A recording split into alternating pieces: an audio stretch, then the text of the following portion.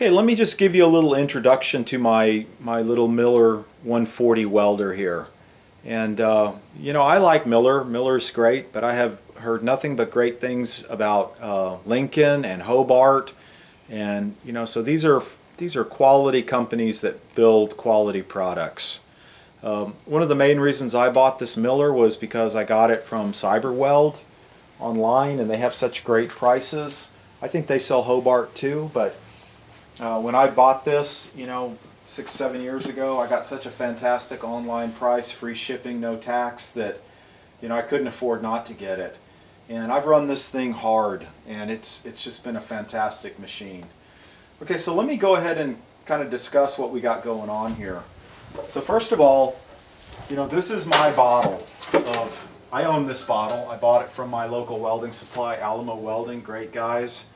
And you can rent these bottles, but by the time you pay a monthly rental, if you do the calculation, and after about a year, you pay a one-time owner's fee, and you own the bottle for life. And you don't necessarily always get your own bottle back. A lot of times they just say, okay, you own your bottle, great. And they just give you another one, so you're just in and out really quickly. It costs about 30 bucks to get this size bottle filled back up again, or get a new one.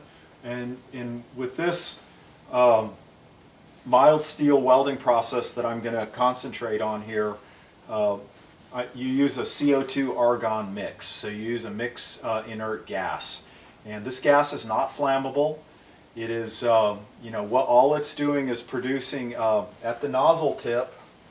The gas comes out as you push the trigger down, and the wire comes out, and it forms a little microscopic, not a microscopic, but it forms a little micro environment right around the molten, as the wire turns molten and forms the bead, forms the weld, just to keep contamination from the air. Now, you can just do this experiment yourself and have the gas turned off and try to weld something, and you'll see that the weld will just be filled with little holes and pinholes and stuff, and that's called weld porosity. So you've got a problem if you've got weld porosity. You should never have that. You need to make some adjustments if you see a lot of little pinholes and almost looks like coral. But it should be a clean molten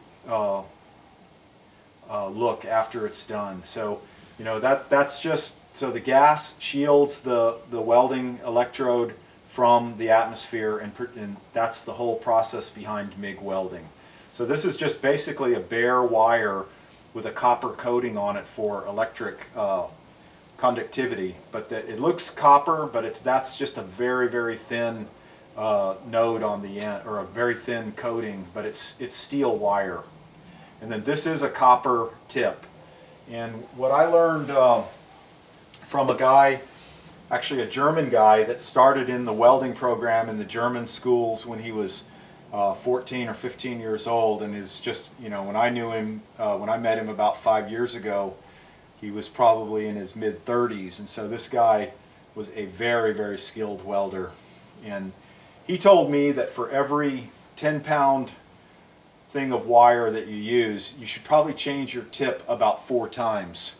And the tips are really cheap, but you'll see that they get corroded, or they get little BBs on it, and you can clean them off with a file or keep them clean, but they'll start getting a little bit of play in here, and so you're not getting that electrical connection quite as well. You're not getting that arc jump across this quite as well. So that's a pretty good rule of thumb to follow. So for every spool of wire this size that you buy, and I'll show you this, I'll open this up here in a minute, you just replace the tip. And these are very, very inexpensive, that your welding supply will can supply you, or you can get them from Cyberweld too. But I primarily weld with a .03 wire. That's what I do 98% of my welding with. My welder will run a .023, which is quite a bit smaller, but I'm generally doing more general welding, and so I like what they generically call it a 3/0 wire.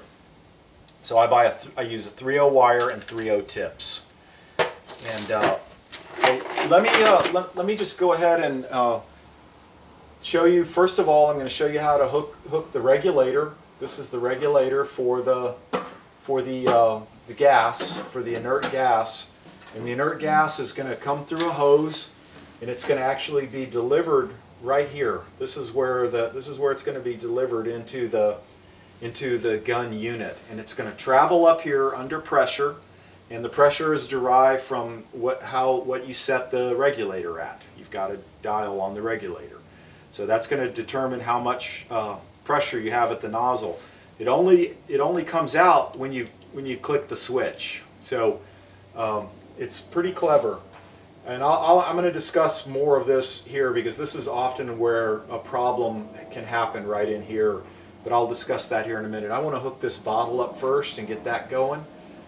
And then what I'm going to do is I'm going to cut this wire, and I'm going to show you how to refeed the wire and get it started again. I'm not going to open up my new container of wire. I'll open it up and show it to you, but it's inside plastic, and I'm not going to open it up until I really need it. I have quite a bit. I have still looks like about 3 pounds left on this. So I'll cut that.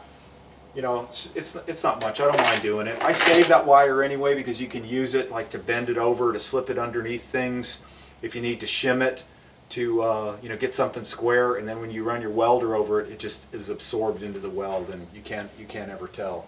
So you can clamp things and then shim it with welding wire, you know, braided up welding wire, and it's just a real nice trick. So let's get this bottle hooked up first.